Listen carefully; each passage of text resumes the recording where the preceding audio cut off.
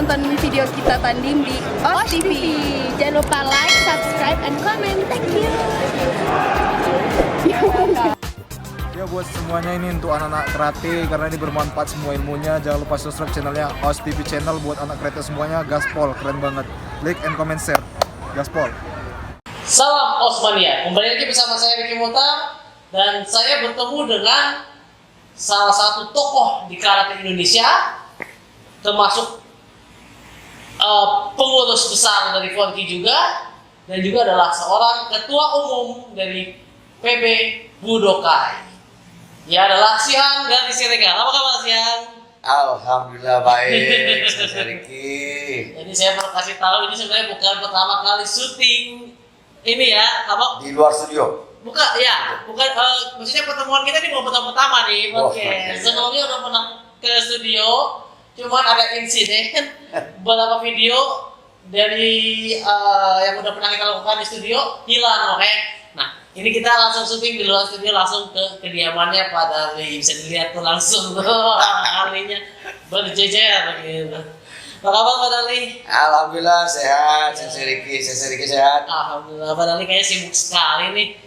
Ya kesibukan rutin lah, banyak ngurus asosiasi. Saya juga ngurusin karate. Kemarin baru pulang dari Bali juga, saya Ricky baru dari Bali juga kan. Terus di jasa pengamanan saya juga ada ngurus asosiasi juga.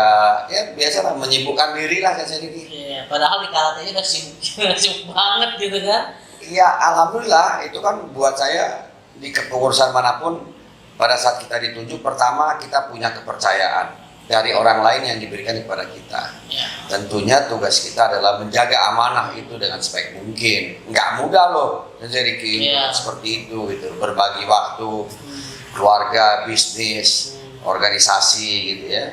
Ya, cuman itulah arti manfaat bahwa dalam kehidupan ini kan kita harus bisa berikan manfaat buat orang banyak. Iya betul. Dan sampai sekarang di tengah-tengah sela-sela COVID saya mendapat kabar baru nih, Pak Darli menjadi ketua umum PB Budokai ya, betul ya? Betul. Nah, ini apa nih Pak Darli kok tiba-tiba jadi ketua umum Budokai, sejarahnya bagaimana? Mungkin bisa disampaikan dulu ke teman-teman yang ada di sini. Gitu.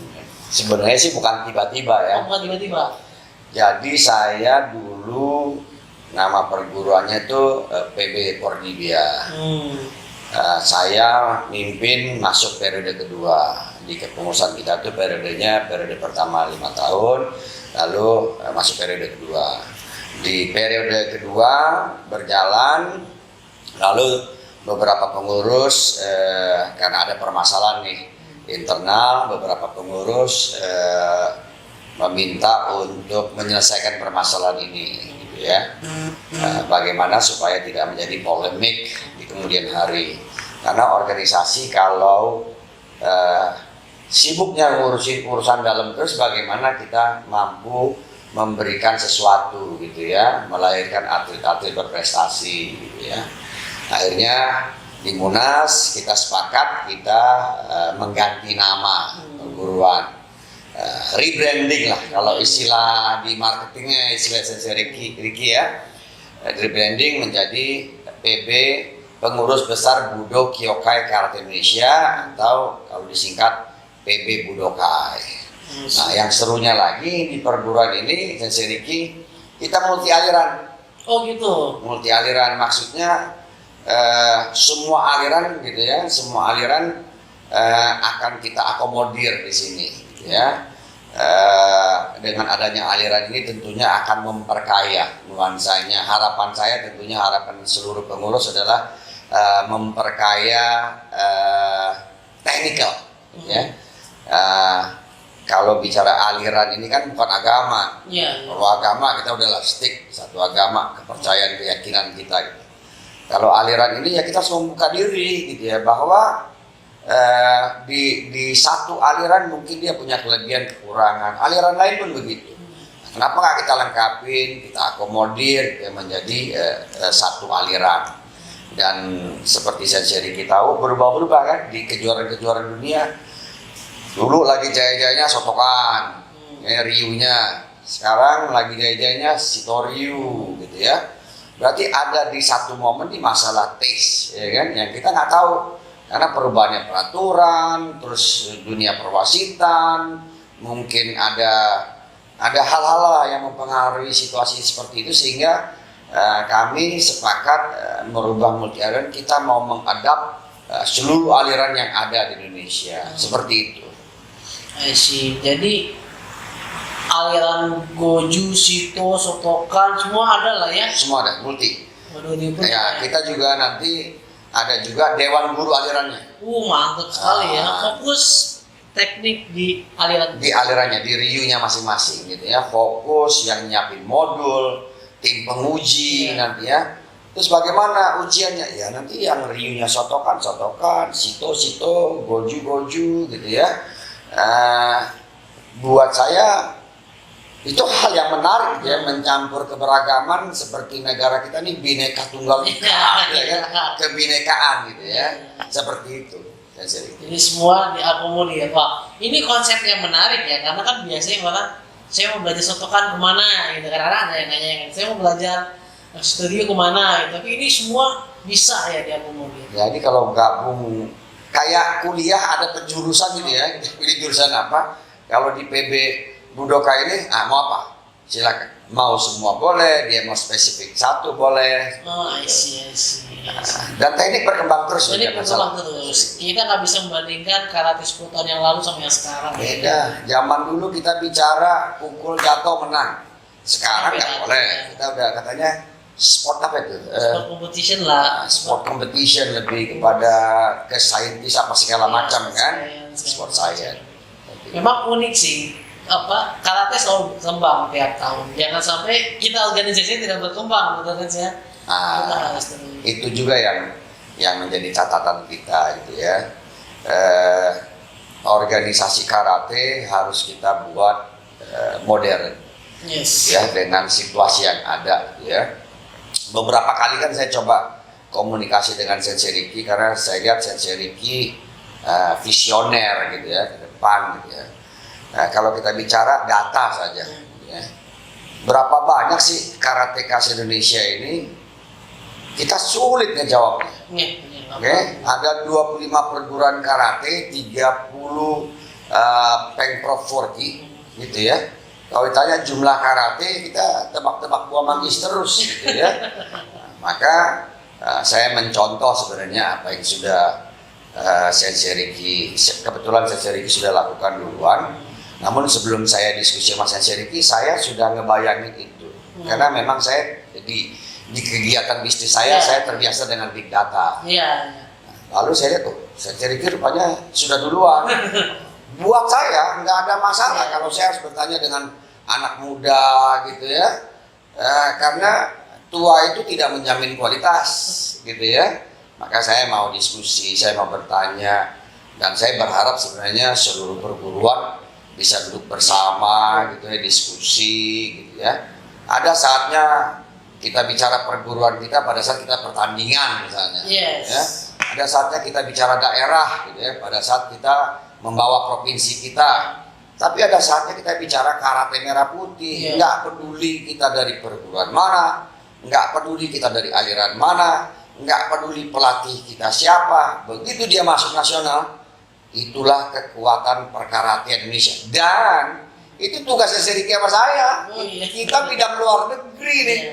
Ya, kita yang ngurusin, kita yang berhadapan dengan luar negeri, bagaimana atlet kita mampu berprestasi gitu ya. Yang seperti itu. Dan saya melihat di kepengurusan sekarang pelangi-pelangi gitu ya. Boleh dibilang seluruh unsur perguruan karate ada di situ gitu ya. Seluruh aliran ada gitu ya. Tinggal mari kita mensinergikan seluruh potensi-potensi yang ada di kita untuk bicara apa? Ayo dong, prestasi kita harus lebih baik dari yang sebelumnya gitu ya. Kalau SEA Games kemarin hanya 2 emas dan dari kata, tidak ada dari komite. Saya berharap nih sama atlet-atlet kita yang sekarang lagi TC di Bali gitu ya. Udah 5 bulan kalau saya nggak salah. Ya. Saya rasa seluruh atlet di seluruh dunia, latihannya sama aja. Ya kan, saya sering ngomong nih sama Sihang, Tommy Firman, Sensei, Umar Syarif gitu ya. Semua latihannya sama aja, semua tekniknya sama aja. Tinggal bagaimana kita memenangkan diri kita sendiri dulu. Mengatasi situasi, menghadapi panggung pertandingan tersebut. Sebelum wasit stop pertandingan 3 menit belum ada pemenang. Iya, betul. Nah, ini skornya udah di atas. Belum tentu menang. Ini masalah mental. Gitu. Dan saya sudah meninjau juga kan kemarin saya ke Bali, luar biasa programnya, kita lengkap timnya, mulai dari pelatih, ada pelatih fisik juga, strengthening condition gitu ya. Mereka ada latihan beban juga. Teknik juga gitu ya, pagi sore latihannya dan sangat disiplin gitu ya. Makanan juga cukup bergizi. Tidurnya juga itu ternyata dikontrol tidurnya loh. Jadi kalau misalnya kita tidurnya nggak nyaman, besok tuh harus report. Saya lihat tuh ada reportnya tuh bagus. Jadi kalau tidurnya nggak nyaman, tulis berapa skornya. Ya, ada dianalisa gitu. Dianalisa ada apa. Betul. Ya mudah-mudahan lah. Saya yakin semua adik-adik kita yang lagi di pelatnas ini, atlet nasional, ingin memberikan yang terbaik terhadap PB Forky merah putih gitu ya. Semoga gol kita kali ini TC kan road to Olympic sama road to SEA Games gitu ya. Mudah-mudahan kita mampu lah berbicara di tingkat internasional, dan tentunya kalau tim nasional dengar tetap semangat. Saya, Sensei Ricky dan pengurus-pengurus lain juga nanti akan sering-sering berkunjung. Kita jalan-jalan lagi sambil latihan, ya kan? Jalan-jalan, ya kan? Waktu itu kita ajak ke GWK, jalan-jalan kita ajak ke Pantai Melasti, kita ajak makan, minum. Tetap semangat. Dan mereka hebatnya protokol terjaga loh. Sampai saat ini tidak ada yang kena COVID selama masa muda. Alhamdulillah protokolnya. Dicek tiap pagi subuh. Betul. Inilah luar biasanya.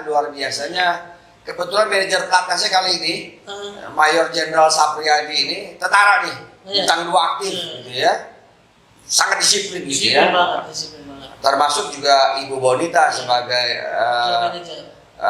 wakil manajer gitu ya. Beliau juga Pak Ketum Forky DKI, strict. Lalu peraturan ini diawasi oleh pelatih dan kepala pelatih ya, Siang Gusti sekarang jadi kepala pelatih. Dan itu kan semua bukan bicara orang per orang. Kita bicara itulah kehebatannya tim. Ya, jadi mau diawasin, mau dikontrol, kalau semuanya tidak saling mendukung, ini nggak akan terrealisasi.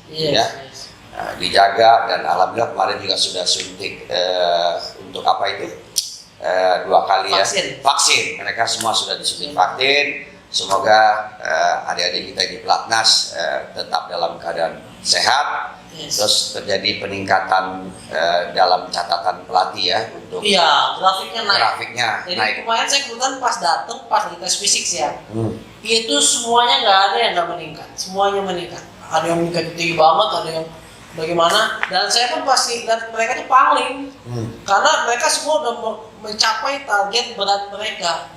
Udah yang ini besar itu udah mungkin inilah itu semua. Sama lihat badannya saya lihat badannya pada six pack, luar biasa gitu ya.